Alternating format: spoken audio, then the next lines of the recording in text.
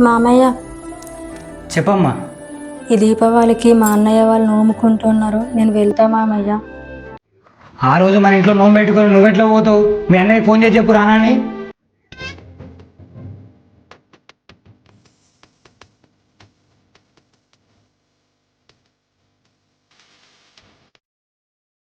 ఈ దీపావళికి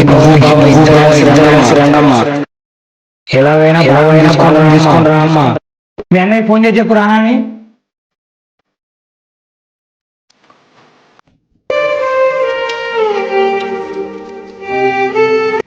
మీ అన్నయ్య వాళ్ళు ఏ టైంకి నమ్ముకుంటారట? సాయంత్రం అండి. మన ఇంట్లో పూజ మధ్యాహ్నం వరకు అయిపోద్ది, సాయంత్రం ఇంటికి వెళ్దాం. ప్రతి ఆడపిల్ల కోరుకునేది ఆస్తులు కాదు, అర్థం చేసుకునే భర్త రావాలని.